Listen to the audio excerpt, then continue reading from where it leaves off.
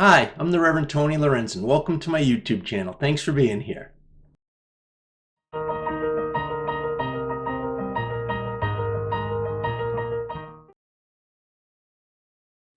My parents divorced when I was 10 years old. They tell me that when my dad moved out of the house, I cried for 3 days, morning, noon, and night. 6 months earlier, the Boston Red Sox lost the 1975 World Series to the Cincinnati Reds in an agonizing Game 7 where the Sox blew a 3-run lead, losing 4-3, the winning run scoring in the top of the ninth. My parents would tell me I cried for a week straight. I was inconsolable. They tell me that twice in the week following that defeat, teachers had to send me out of the classroom because I couldn't stop crying in my grief over the loss. When they divorced 8 months later, I only cried for 3 days. They thought it a relief I wasn't taking it worse. It took me a long time to bounce back from my parents' divorce. I think all children of divorce understand this, how complex it can be. As in the case of many other of life's difficulties, everyone who goes through it experiences it somewhat differently. It may be easier for some, but it's never easy. The worst part for me was having to do all the holidays twice. Christmas, Easter, and birthdays were the worst. And somewhere between the start of high school and the end of college, I finally made my peace with it. True to form, it took me a lot longer to bounce back from the '75 World Series. That was a rough one.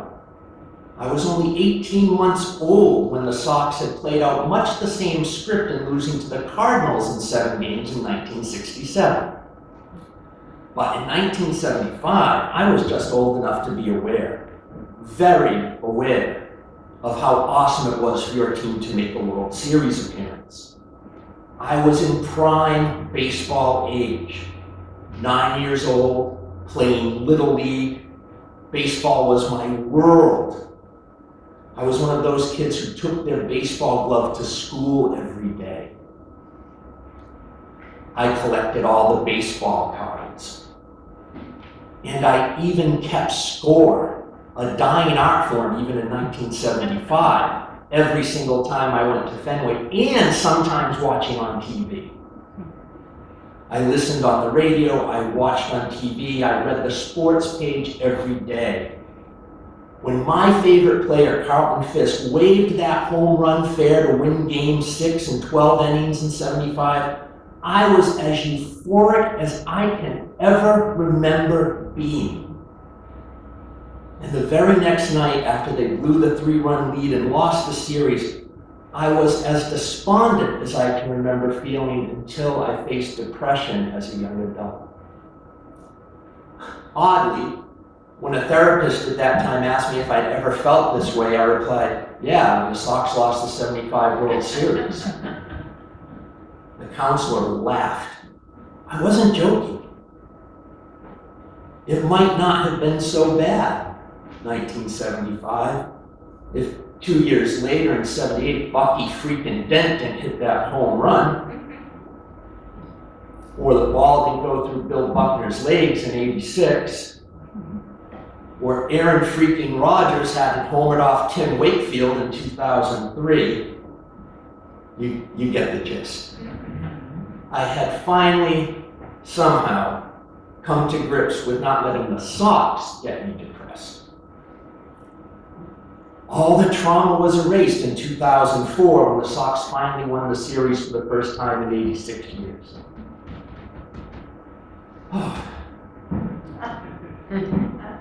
Divorce and the Red Sox are not the worst traumas in my life.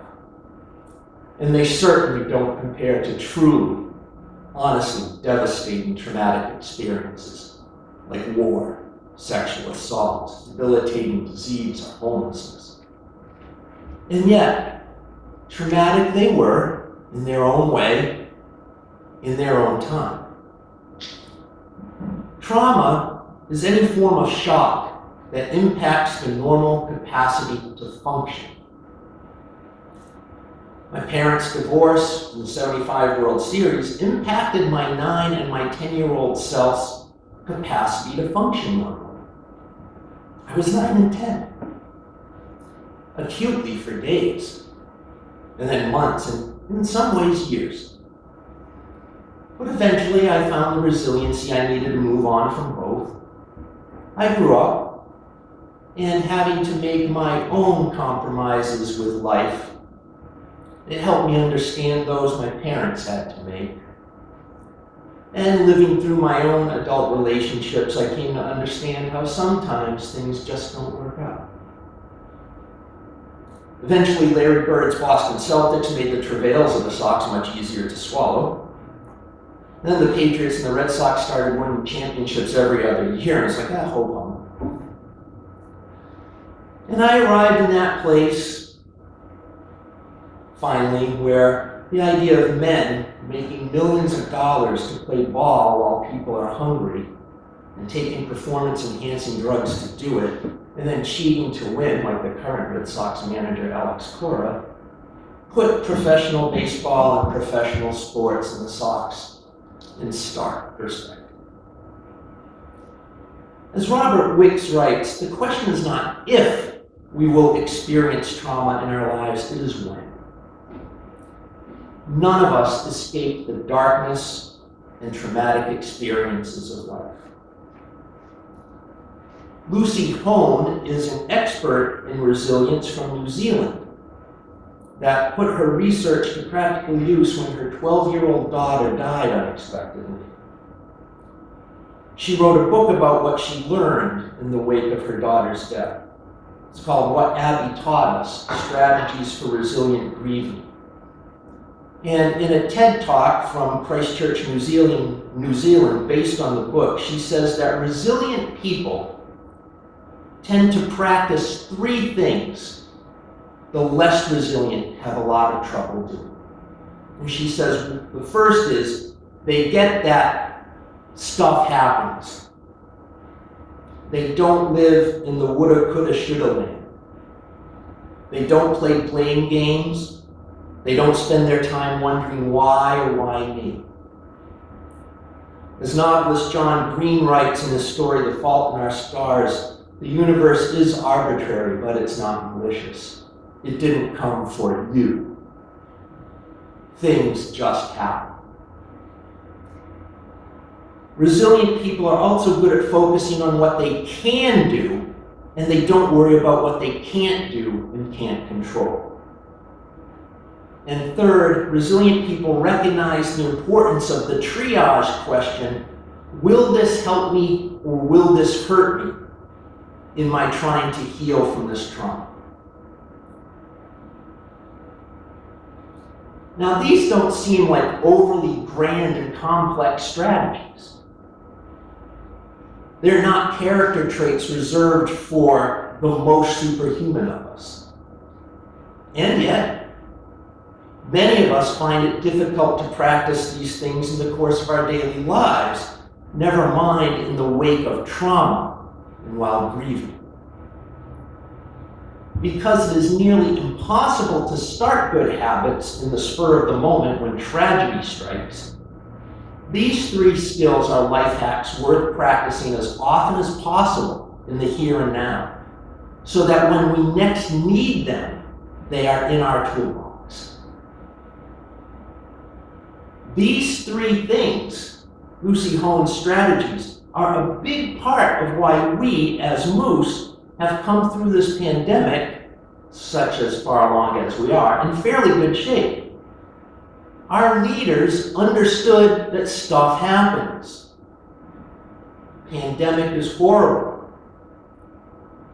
But our leaders thought we'd better get busy doing the best we can. And they did. We focused on what we could do. We did online services. We had a continuing series of socially distant functions and drive-through celebrations. The mobile minister drove around making visits, and the online minister held a weekly lunch.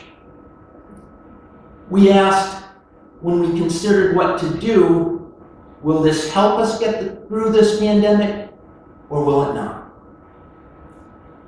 We combined with the congregation Meriden for online services and a virtual choir. We stopped paying rent at the last space we weren't using because of quarantine. We acted like a resilient group. Trauma researchers tell us that one of the best things we can do in the wake of trauma is to tell our story. We tell personal stories of personal trauma, and we each tell personal stories of collective trauma.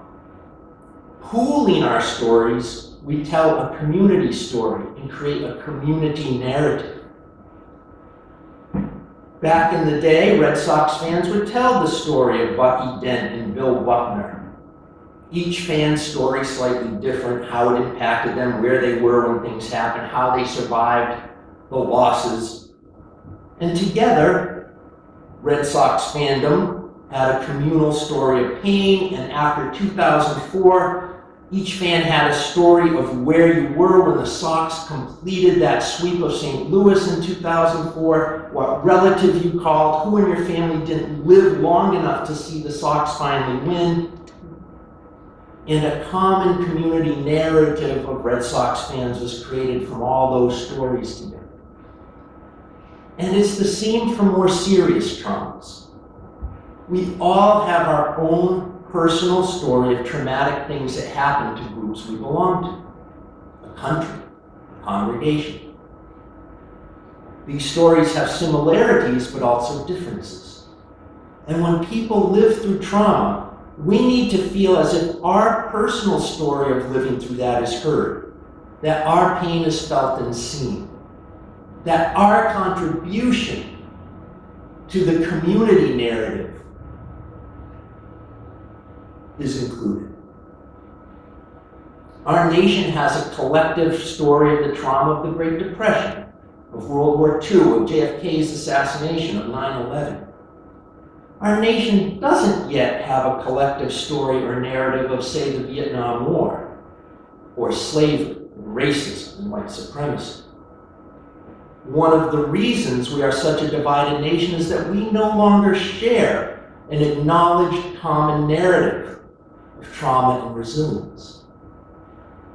The main reason for that is that in our history, those whose stories of trauma in America have never been heard and whose pain and personhood have not been seen are refusing to be ignored anymore. Historian Jill Lepore says a people need a common shared narrative, and they will have it. They will get it one way or another. It will be trained historians or it will be demagogues, but a common story they will have. And we are caught now in the struggle for what story we tell from now on about our collective traumas as a country. During COVID, we have put a lot of effort into creating opportunities for all of us to tell our stories and be heard. How are you doing? Can you send in your photo? Will you send me a message to include in this online service? Can you drive through at Halloween to get candy? Can you drive through at Thanksgiving to get cornbread? And can you drive through at Valentine's Day to get candy and make Valentine's cards? Can you call each other and keep in touch with each other? Can you check in? We all tried our best to create as many opportunities to tell our stories of how we were getting through and what the experience was like to each other. And eventually, when this is all finally played out to where it's going, we will have a collective story of how Moose survived COVID. But it has to be created out of our shared stories, the ones we tell each other, and how we make room for each person's story to be part of that collective of narrative. If we don't do that, we won't continue to be resilient. We now see the first fruits of our striving to tell our story through the process of this traumatic event as we emerge slowly and carefully into buying land and building a meeting house. Putting all our stories together through crisis, we create a narrative of this time that we can all claim and share and then pass on as history, as a congregation, to the future Moose congregation. Resiliency is not magic. It is, in fact, a response to trauma. We bounce back by reframing because our stories of trauma are also our stories of resilience. We tell the story of our pain and how we suffered, and we tell the story of how we survived and overcame. And that helps us thrive going forward. Just as there is post-traumatic stress, it is now recognized in the field that there is also post-traumatic growth. The Child Trauma Institute and Ricky Greenwald says the concept of post-traumatic growth has been around since long before the term was coined. For example, people have often proclaimed what doesn't kill you makes you stronger. Well, unfortunately, sometimes it actually does kill you. But sometimes it doesn't. And when it doesn't, the point of trauma-focused therapy is to help those who have been wounded by their experiences heal and come out stronger. In other words, when post-traumatic growth doesn't happen naturally, we induce it. Ricky Greenwald uses the archetypical hero's journey, its fairy tale form, like the video we saw today, to explain the post-traumatic growth pattern used a lot with children, but also sometimes with adults in trauma counseling, to get people to face and process fear and trauma and loss. There is a baseline, once upon a time when everything was normal.